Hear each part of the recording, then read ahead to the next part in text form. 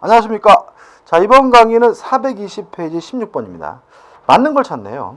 자, 1번 보시면 법정갱신의 요건인데 임대인에 관한 요건은요. 만료 전 6월부터 1월 사이예요.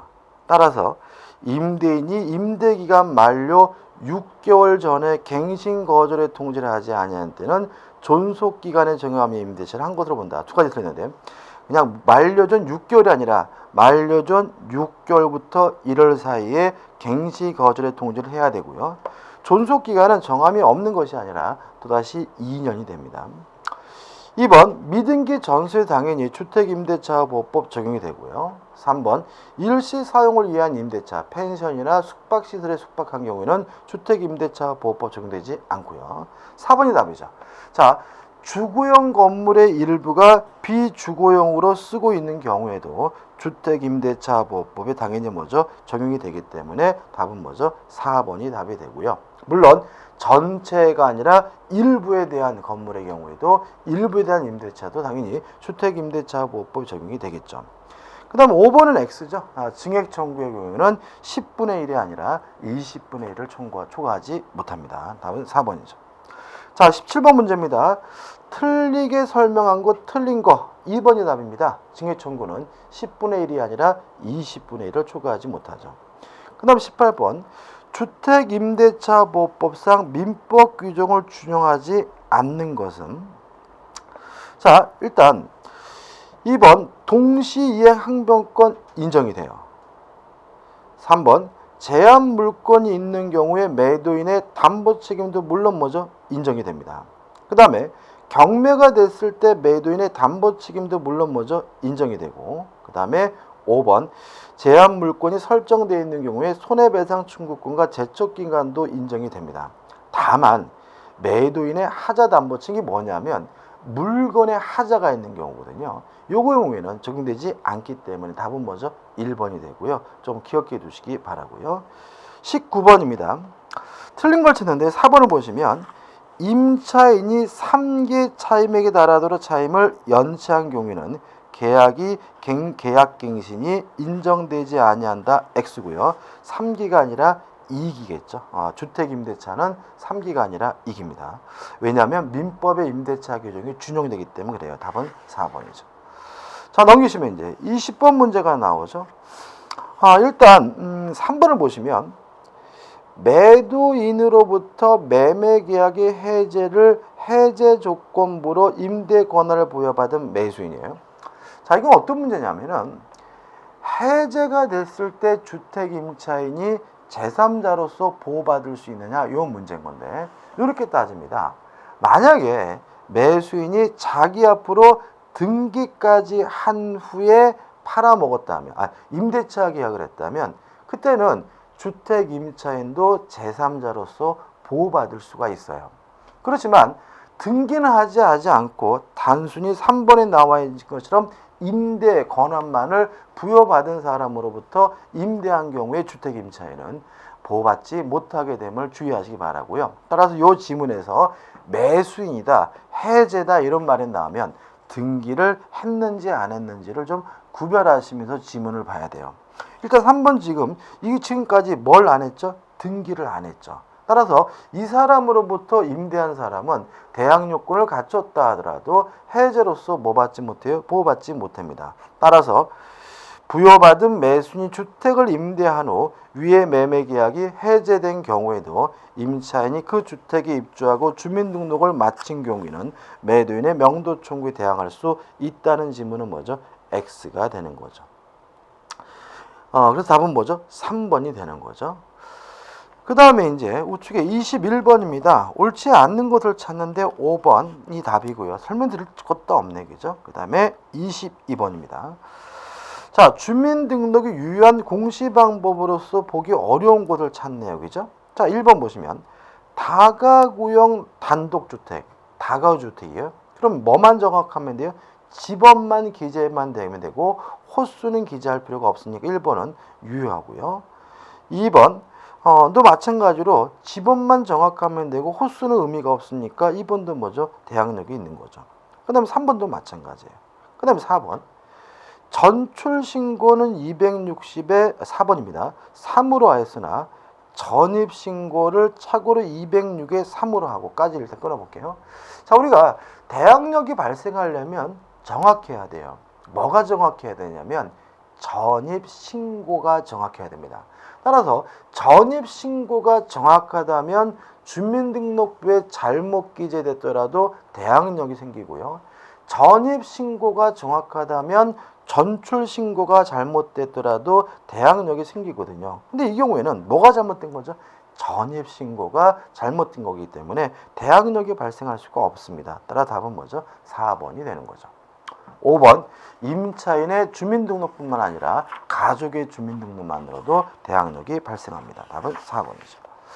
자, 넘겨보시면 이제 23번 문제가 나오죠. 틀린 것을 찾는데 4번을 보시면 입주 및 전입 신고를 한 주택의 소유자가 그 주택을 타인에게 매도하고 동시에 종전의 상태를 유지한 채 그 주택을 다시 임차한 경우에요. 자, 그럼 이 사람은 신분이 소유자에서 임차인으로 바뀌겠죠. 근데 이 사람은 이미 주민등록도 하고 있고 거주도 하고 있어요. 그럼 이 사람이 언제 대항력을 가지게 되느냐? 소유자에서 임차인으로 바뀐 그 시점에서 뭘 갖게 돼요? 대항력을 갖기 때문에 그 주택 임차권의 대항력은 주택 양도인의 최초 전입 신고일 이 길부터 발생한다가 아니라 이전 등기해 준 날 이 길부터 뭐가요? 대항력이 생깁니다. 다시 한번 설명드릴까요? 자, 이 사람은 소유자입니다. 근데 신분이 주택 임차인으로 바뀌죠. 다시 말하면 주택 임차인으로 바뀌어야 주택 임차인으로서 뭘 갖게 되는 거예요? 대항력을 갖게 되고 우선 변제권을 갖잖아요. 그러면 주택 임차인으로서 신분이 바뀌는 시점이 언제예요? 이전 등기해 준 날인 거죠. 따라서 이 사람이 대항력을 취득하는 시점은 이전 등기해 준 날 이길 날 뭐가 생겨요? 대항력이 생기기 때문에 답은 뭐죠? 4번이 되는 거죠. 조심하시기 바라고요. 그 다음에 24번 옳은 걸 찾네요. 1번 다세대 주택입니다. 다세대 주택은 지번뿐만 아니라 동호수까지 정확히 기재해야지만 대항력이 발생하기 때문에 1번은 뭐가 돼요? X가 되고요. 2번 자, 주택 임차인으로서 대항 요건을 갖췄을 뿐만 아니라 전세권 설정 등기까지 하는 경우도 가끔 있는데 이런 경우에는요, 이 사람에게 주택 임차권, 전세권 두 가지 권리를 함께 가지고 있는 것으로 이해하고요. 두 가지 권리는 전혀 별개의 권리로 이해를 합니다. 다시 한번요. 자, 주택 임차인이 대항 요건도 갖췄고 전세권 설정 등기까지 했다면 그 사람은 주택 임차권도 있고 전세권도 있고 두 가지를 다 가지고 있는 거고 두 가지 권리는 전혀 별개의 권리로서 따로게 다르게 이해하는 것이 우리 판례 입장이에요. 따라서 2번 보시면 주택 임차인이 그 지위를 강화하고자 별도 전세권 설정 등을 한 경우 임차인의 지위에서 경매법원에 배당 요구를 하였다면 전세권에 관하여도 배당 요구가 있는 것으로 본다라는 질문은 X고요. 두 가지 권리를 모두 가지고 있고 별개의 권리니까 전세권자로서는 아직 배당 요구를 하지 않은 것으로 이해하게 됨을 주의하시기 바랍니다. 3번입니다. 자, 3번은 좀 조심하셔야 되는데 자, 이게 좀 이번에 개정된 사항과도 관련되어 있는데 자, 갑이라는 사람이 소유하고 있는 아파트를, 주택이죠. 을과 만나가지고 임대차 계약을 했어요. 그래서 을은 주택 임차권자로서 인도받았고 전입신고했고 확정일자까지 해서 대항력도 있고 우선 변제권도 있어요. 자, 이런 상태에서 만약에 을이 자신의 채권을 병에게 양도했을 때 이때 병이 을이 가지고 있는 요 우선 변제권을 대위에서 행사하는 것이 가능한가라고 문제가 됐는데 우리 판례는 대위에서 행사할 수 없다는 것이 판례의 입장입니다. 한번 읽어볼게요. 우선 변제권을 가진 주택 임차인으로부터 임차권과 분리하여 임차보증금 반환 채권만을 양수한 채권의 양수인도 우선 변제권자의 지위에서 배당 요구를 할 수 있다는 지문은 X가 돼요. 근데 여기서 주의할 점이 뭐냐면 가로에 제가 비금융기관이라는 말을 써놨죠. 자, 이게 어떤 문제가 있냐면 자, 이 판례 때문에 은행들이 벌컥 뒤집힌 거예요.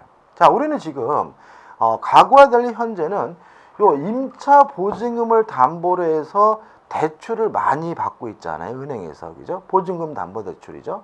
그러면 은행은 왜 그것을 보증금을 담보 대출해 주냐면 을이 만약에 돈을 안 갚으면 은행에서 을의 권리를 뭐예요? 대의 행사해서 갑의 아파트를 경매하고 그 경매 대금에서 뭐 받을 수 있기 때문에 우선 변제 받을 수 있기 때문에 은행에서 뭘 해주는 거예요? 대출을 해주는 거거든요. 근데 이 판례 때문에 은행들이 임차인의 우선 변제권을 뭐 할 수 없게 됐어요? 대의 행사할 수 없게 됐죠. 이해되시죠? 그죠? 그래서 국회의원님들께서 은행의 편의를 위해서 주택임대차보호법을 개정을 해줍니다. 따라서 만약에 병이 금융기관인 경우에는 을의 우선 변제권을 대의 행사할 수 있도록 개정을 해줬어요. 그래서 결과적으로 이제 이렇게 되는 거죠. 만약에 금융기관이 아닌 일반인인 경우에는 을의 우선 변제권을 뭐 할 수는 없어요? 대의 행사할 수는 없지만 금융기관인 경우에는 을의 우선 변제권을 뭐 할 수 있어요? 대의 행사할 수 있도록 되어 있으니까요. 이것도 개정된 사항과 관련되어 있기 때문에 꼭 기억해 두시기 바랍니다. 출제가 나타나는 게 좀 있어요. 그 다음에 4번. 자, 주택임대차보호법에 적용되려면 주거용 건물이어야 하고요. 주거용 건물인지 아닌지 여부는 원칙적으로 임대차 계약 당시를 기준으로 합니다. 따라서 4번을 보시면 근저당권이 임대차 계약 당시를 기준이에요. 그죠? 사무실용 건물이 주거용 건물로 용도 변경된 후 이를 임차한 소액 임차인이에요. 그러면 임대차 계약할 당시에 뭐죠? 주거용 건물인 거죠. 따라서 이 경우에도 주택임대차보호법이 뭐가 돼야 돼요? 적용이 돼야 돼요. 따라서 특별한 사정이 없는 한 보증금 등 일정액을 근저당권자에게 우선하여 변제받을 수 있다는 지문은 맞는 지문이고요. 답은 뭐죠? 4번이 되는 거죠. 5번입니다.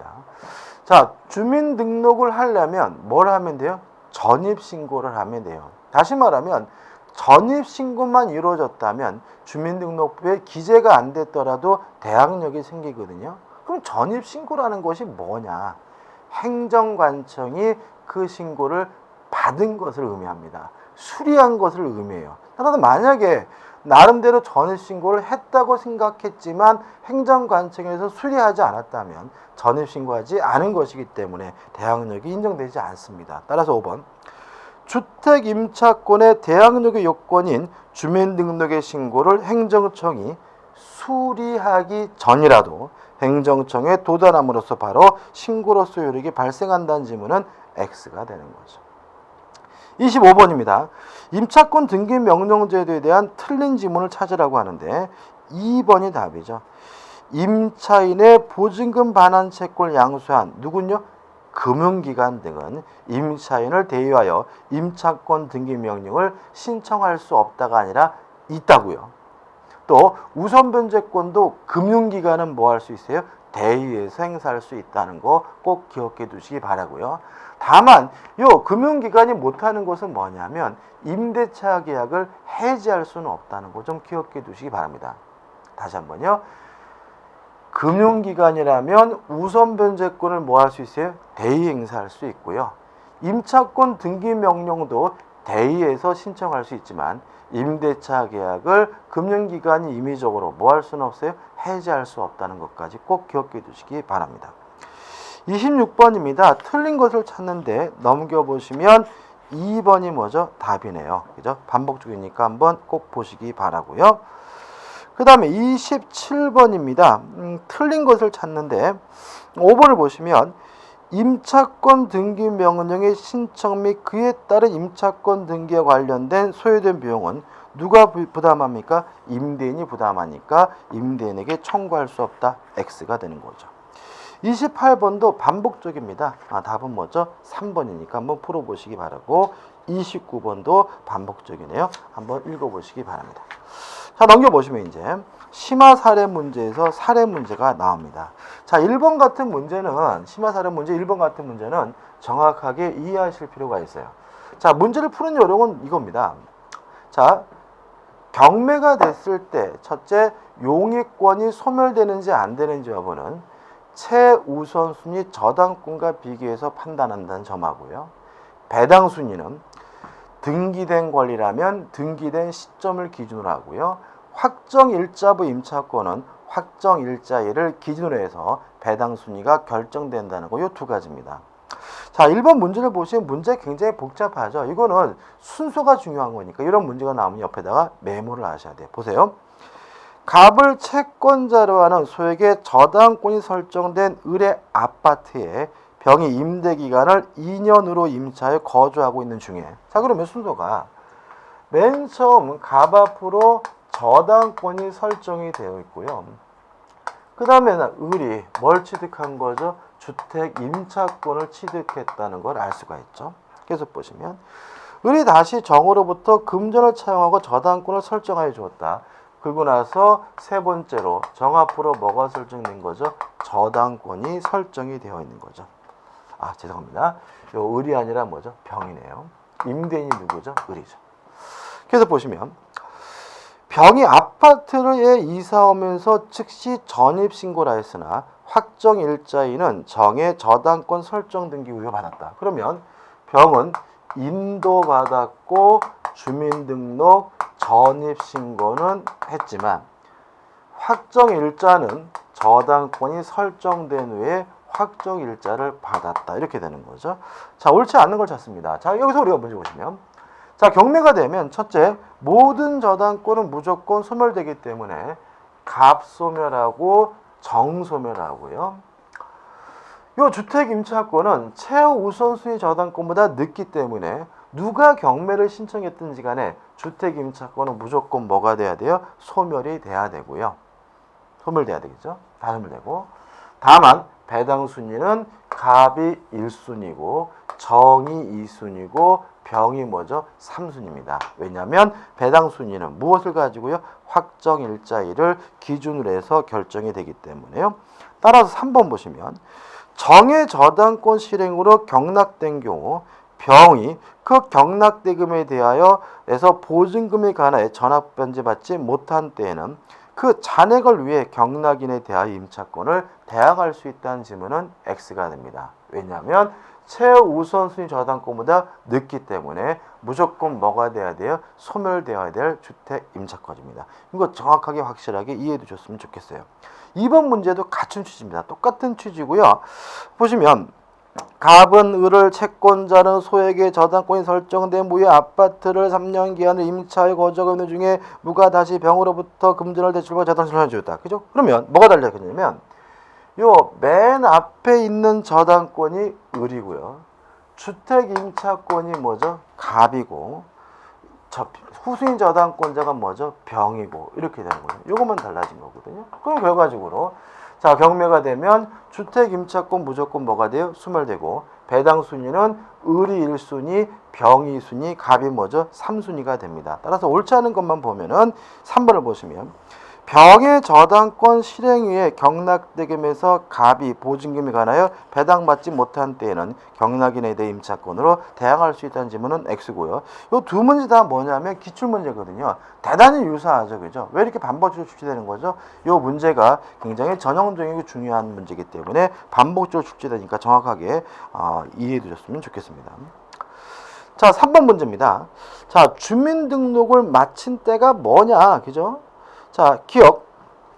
갑이 전입신고를 임차주택의 소재 지번인 545호로 올바르게 하였으나 자, 전입신고만 정확하면 돼요. 따라서 담당 공무원이 착오로 주민등록표상에 545의 2로 잘못 기재했더라도 뭐가 생깁니까? 대항력이 생기겠죠. 따라서 기억은 있네요. 니은번. 자, 주민등록이 말소가 되면 대항력이 소멸되는데 임대인이 불법으로 말소한 경우에는 대항력이 뭐 되지 않아요? 소멸되지 않으므로 을이 위 주택을 담보로 더 많은 대출을 받기 위하여 갑의 주민등록을 갑몰래 다른 곳으로 이전한 경우에는 대항력이 소멸되지 않고 어떻게 유지가 됩니다. 디귿번. 다 가구 주택의 경우에는 뭐만 정확하면 돼요? 집업만 정확하면 되고요. 동호수는 상관이 없기 때문에 디귿번도 뭐가요? 대항력이 있는 거고요. 리을번. 위 주택이 아파트예요. 아파트라는 말은 무슨 말이죠? 다세대 주택이라는 말이니까 뭐까지 정확해야 돼요? 동호수까지 정확해야 돼요. 따라서 리을번은 뭐가요? 대항력이 없습니다. 그래서 답은 3번이 되는 거죠. 자, 넘기셔서 4번 문제입니다. 자, 갑이 주택 임차인이고 을이 임대인인데 틀린 것을 찾네요. 3번 지문 보시면 대항력 있는 임대차가 종료된 후 임차주택이 양도되면 양수인이 을의 지위를 당연히 승계하므로 갑은 을에 대한 보증금 반환 채권이 존속할 여지가 없다. X예요. 원칙은 존속하지 않습니다. 다만 해설에 나와 있는 것처럼 상당한 기간 내에 이의를 제기한다면 이때는 임차 보증금을 양도인에게도 계속해서 청구하는 것이 가능하기 때문에 여지가 없다. 3번은 뭐가 되냐면 X가 되고요. 5번 문제입니다. 작년도 문제죠. 2014년 2월 1일 갑은 을수 소재 X주택을 보증금 7천만 원에 임대기간 1년으로 하여 임차하면서 같은 날 입주와 동시에 주민등록을 마쳤다. 다음 설명 중 옳은 것은 1번 2014년 1월 1일 을은 갑에게 500만 원의 보증금 증액을 청구할 수 있다. 일단 두 가지가 틀렸습니다. 보증금의 증액의 경우에는 20분의 1을 초과하지 못하죠. 따라서 5%니까 350만 원을 초과하지 못하죠. 따라서 1번은 뭐죠? X고. 2번 2014년 3월 1일 갑이 임차권의 존속을 주장하더라도 을은 약정 기간의 만료를 이유로 갑에게 X주택 인도를 청구할 수 있다. X죠. 왜냐하면 주택 임대차는 최소한 몇 년이 보장이 되죠? 2년이 보장이 되니까요. 3번 2014년 6월 1일 동거 가족이 없는 갑이 자신의 주민등록을 다른 주소로 이전하였더라도 계속하여 X주택에 거주하고 있었다면 대항력은 유지된다. X죠. 주민등록은 대항력의 취득 요건일 뿐만 아니라 존속 요건입니다.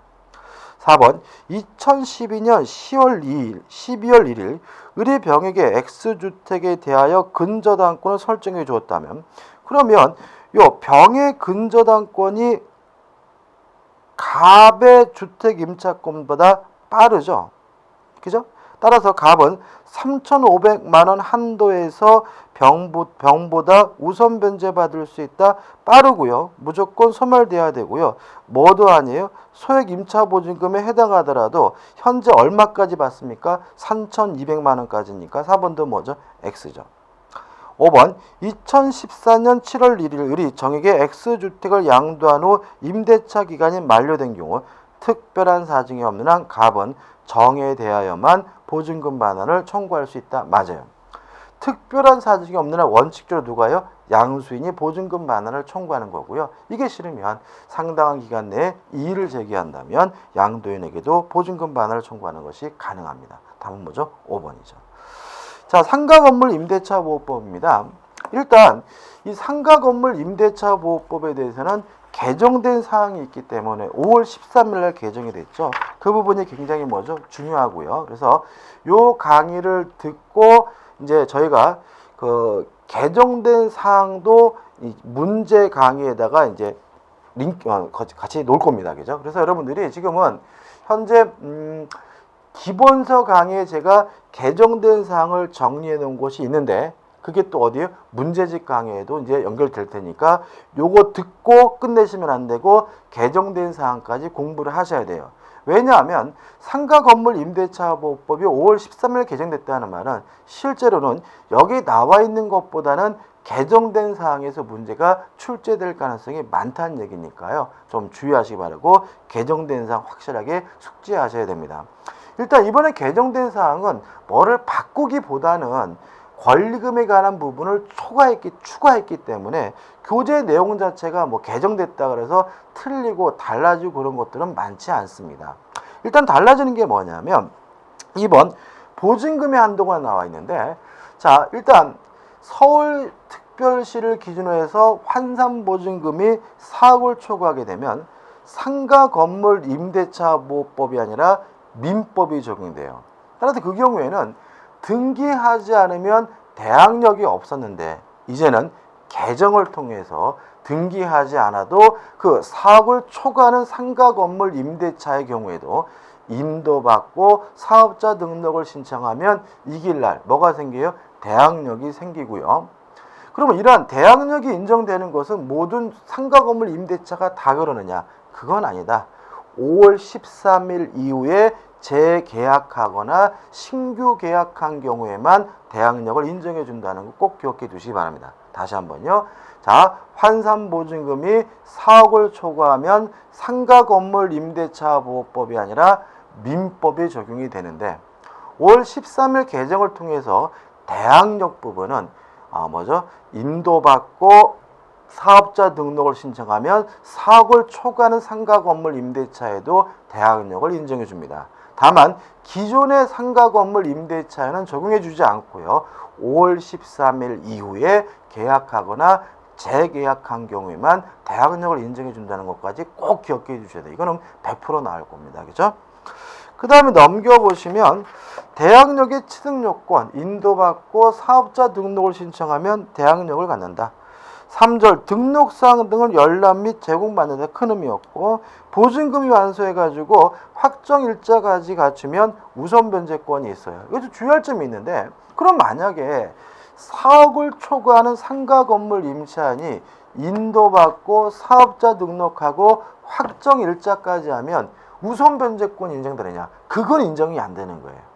4억을 초과하면 뭐까지만요? 대항력까지만 인정하고 있고요. 우선 변제권은 확정 일자를 받더라도 인정하지 않는다는 것도 꼭 기억해 두시기 바라고요. 보증금 중에 일종의 보호에서 소액 임차 보증을 1차 보증금을 보호하고 있다는 거 주의하시기 바라고, 여기서 신경 쓸 것은 뭐냐면 양거래 2번인데 이 소액 임차 보증금이 주택과 마찬가지로 아무리 많더라도 2분의 1을 초과하지 못한다는 거 꼭 기억해 두세요. 이것도 작년에 개정된 사항입니다. 과거에는 3분의 1이었는데 2분의 1로 주택임대차와 보조를 마치고 있으니까 꼭 잊지 마시기 바랍니다.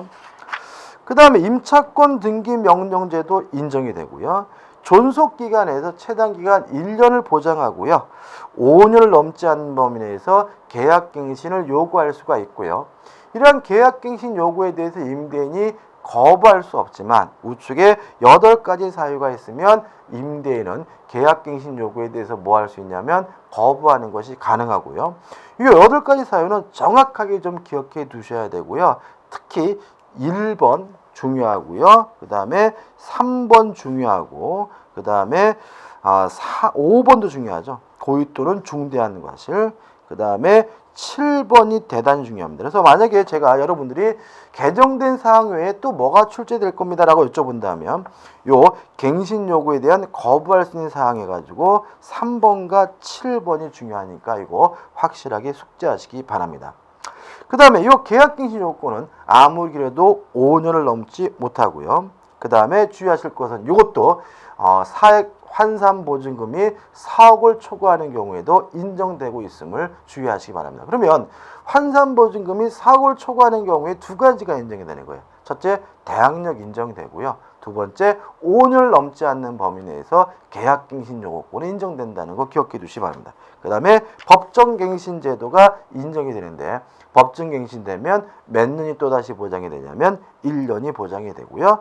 넘겨보시면 증감 청구권 해가지고 올릴 때는 100분의 9에서 9%를 초과하지 못하고요. 1년에 한 번씩 뺏기 못합니다. 그 다음에 마지막으로 보증금을 월세로 환산할 때는 대통령 정한 비율 1할 2푼이나 기준금리에다가 4.5배를 곱한 금액 중 낮은 것을 기준으로 해서 제한이 되고 있음을 주의하시기 바랍니다.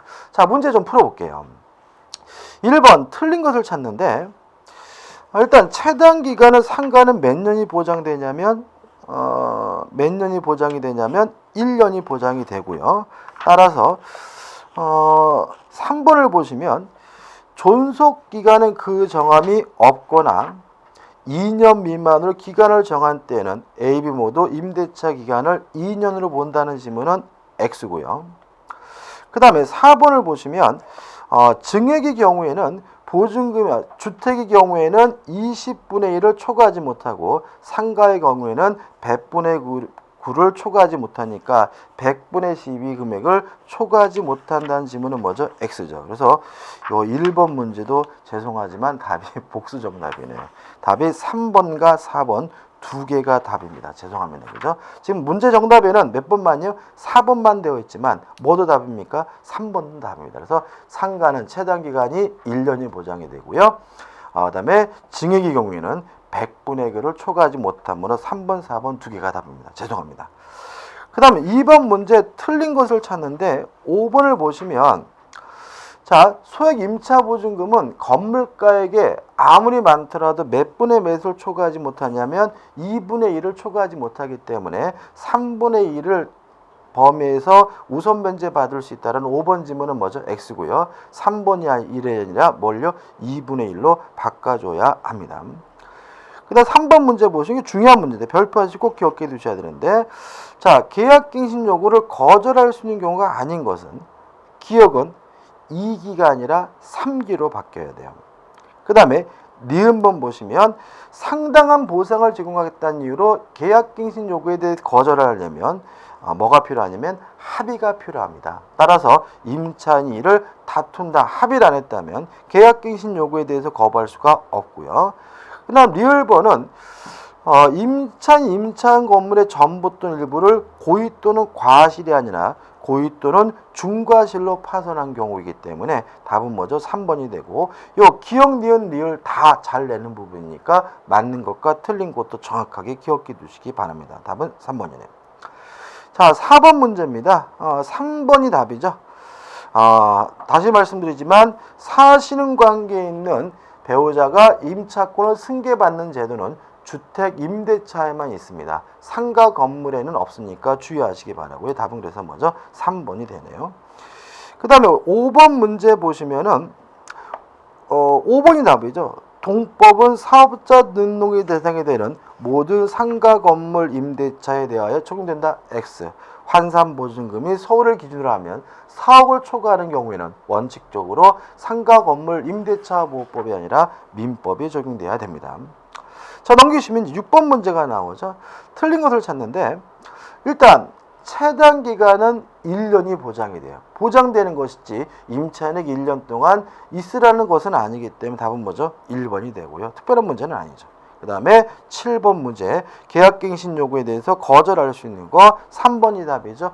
2기가 아니라 3기 차임을 주의하시기 바라고 8번 문제도 기출문제인데 자, 증액의 경우에는 100분의 9를 초과할 수 없습니다. 따라서 2번 0.9%를 초과할 수가 없네요.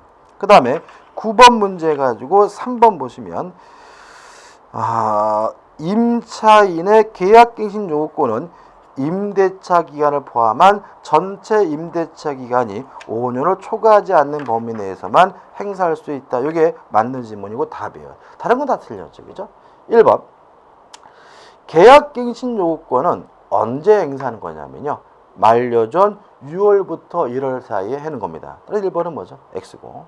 그 다음에 2번 연속해서 3기가 아니라 3기의 연체니까 3기분을 연체하게 되면 계약갱신 요구에 대해서 임대인이 거절할 수 있기 때문에 X고요. 또 전대했다는 이유로 계약갱신 요구를 거절하려면 동의를 받지 않아야 되고요. 4번은 뭐 틈이 의미는 없네요. 그 다음에 5번 갱신하더라도 차임이나 증액에 대해서는 증감 청구권이 여전히 인정이 되기 때문에 답은 뭐죠? 3번이 되네요. 자, 1번 문제입니다. 심화 사례 문제죠. 2014년 갑은 24년 1월 갑은 선순위 권리자가 없는 을의 X상가 건물을 보증금 1억 원에 월세금 40만 원에 임차하여 대항 요건을 갖추고 확정일자를 갖췄다. 다음 설명 중 틀린 것은 1번 3개 차임을 연체하면 임대인은 임차인의 계약갱신 요구를 거절할 수 있으니까 맞고요. 2번 최단 기간은 몇 년이 보장이 되죠? 1년이 보장이 되고요. 3번 상가 건물도 비워주지 않아도 인도하지 않아도 경매를 신청할 수가 있기 때문에 3번이 X고 답이네요. 4번 맞는 지문이고요. 5번도 한번 보시기 바랍니다. 그래서 4번 뭐죠? 3번이 되네요. 그래서 우리가 전세권의 경우에는 인도해줘야 먼저 집을 비워줘야 경매를 신청할 수 있지만 주택이나 상가 건물 임대차는 집을 비워줘야 경매를 신청하는 것이 아니라 실제로 보증금을 수령할 때 경매를 신청할 수 있다는 거 꼭 기억해 두셔야 되겠죠. 답은 3번입니다. 자, 이번 강의는 여기까지 하도록 하겠습니다. 감사합니다.